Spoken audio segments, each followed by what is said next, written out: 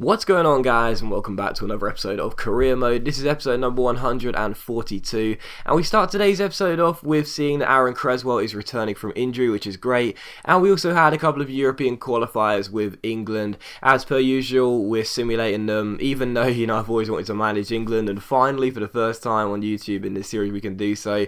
I'm still going to stay with my same philosophy. That's not going to change just because I'm managing England. We're still going to be simulating the qualifiers and the friendlies, and then playing in the tournaments. So we beat Romania in the first qualifier, and then we had a scout report. So our Danish scout, I do believe, is based in England, and our English scout is currently based in Colombia.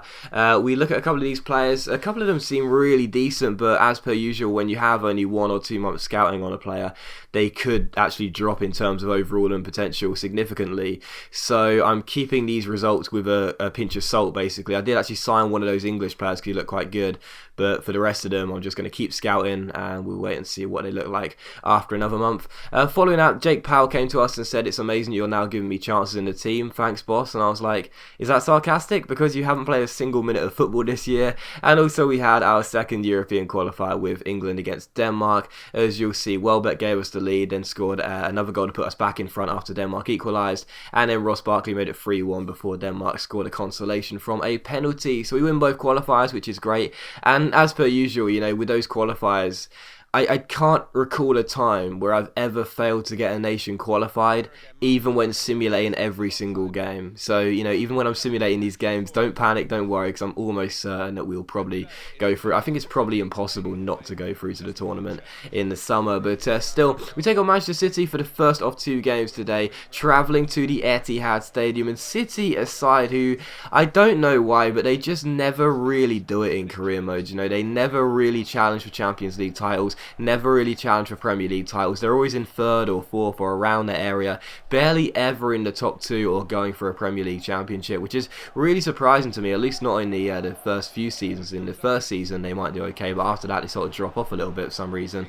So when I take on City, I always feel pretty confident, even when I'm taking them on away from home. The first chance did actually fall to the home side though, but Joe Hart made a very good save, and 6 minutes later City did come through again here. Gael Clichy down this left hand side getting tackled by Di Maria, and after the Argentine made a challenge on the French fullback, we go down the right hand side. He plays it through to Niang. Really good chance here, but his half volley is well saved by Ruffier, and City get the ball away. So it's still goalless in this game, but 5 minutes later we had a free kick, and Niang was standing over it. Really good chance here from just outside the area, 20 yards out. Good opportunity to put this ball into the back of the net. It's Niang with Wayne Rooney. Rooney ends up running over the ball. Niang goes for that top corner, and it goes just over the bar and behind for a goal kick. So really good chance there, but I couldn't take advantage from the free kick, and unfortunately we couldn't put it on target.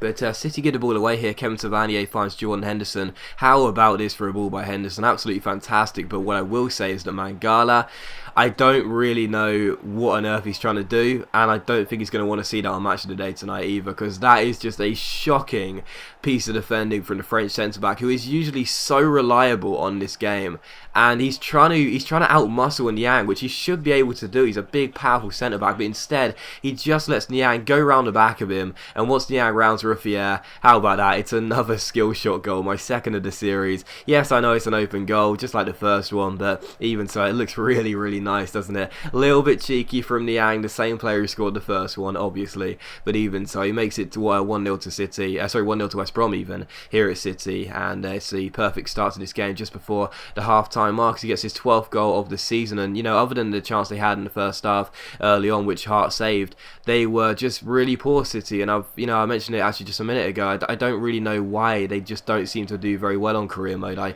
can't understand it with the amount of money they have to spend. But in the 45th minute here, Niang goes down the left hand side. This is a really, really lovely run by our French forward. Unfortunately for us, he couldn't cap off the move with a goal as Ruffier made the save, but he could only parry it to Wayne Rooney, and Wayne Rooney 4 yards out, open goal. You may as well put the goal on the scoreboard already. So it is indeed Manchester City 0, West Bromwich Albion 2. Rooney getting our second goal of the game, and it was actually how the game finished as well. The second half had absolutely nothing in it. It was a really routine victory. It was one of those games where you have so much action in the first half and you're preparing for a really exciting second half. You know it's going to be really, really tough. The home side will probably threaten you a lot, but instead, nothing happens. But in the end, I didn't really care. We got ourselves a 2-0 victory. Clean sheet for Joe Hart back at his old stamping ground, always very nice. And of course, Niang and Rooney getting the goals. Those two, you know, when I signed Wayne Rooney at the start of the season, I did see some comments saying it was pointless and he wasn't going to work out for us and there's no point playing him deeper. But I just knew that Rooney would work with Niang, just like he did with Sturridge in the World Cup, because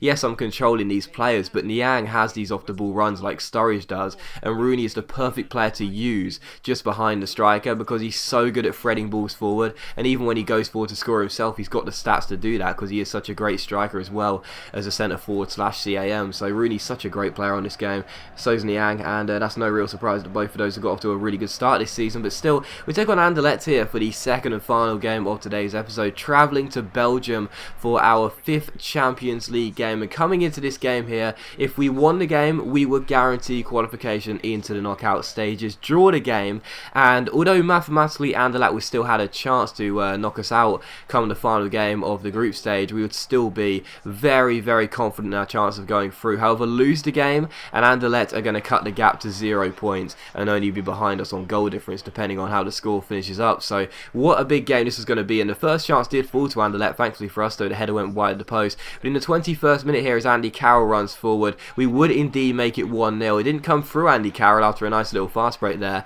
as the shot was saved by Gael Padermo, but Aaron Creswell, back from injury in his first game, getting what I do believe might actually be his first goal for the club. I know he's been here for a while, but I can't remember him scoring for West Brom before. He does score here though, and makes it Anderlecht 0, West Bromwich Albion 1. Carroll's shot well saved by the goalkeeper, but Creswell followed it in and made it Anderlecht 0, West Brom 1. So perfect start to this game. In the 22nd minute, we do take the lead. It's a really big game for us. I wouldn't call it a must-win, but certainly not a it was certainly a must-not lose. But we were 1-0 up, and in the 23rd minute, directly from kickoff, as Carroll ran forward there, he should have made it 2-0, but unfortunately for us, he's showing over the bar and behind for a goal kick. So still 1-0 in this game, and just past half an hour mark here, Kyle Walker's on the ball down the right-hand side, takes it round his man and crosses it in. Once again, we search out Andy Carroll in the centre, we pick him out, and Big Andy wins the header, but Padermo tips it over the bar for a corner, and from that corner, it's Pedro who crosses the ball in. Mauricio's the target. Mauricio gets to the header,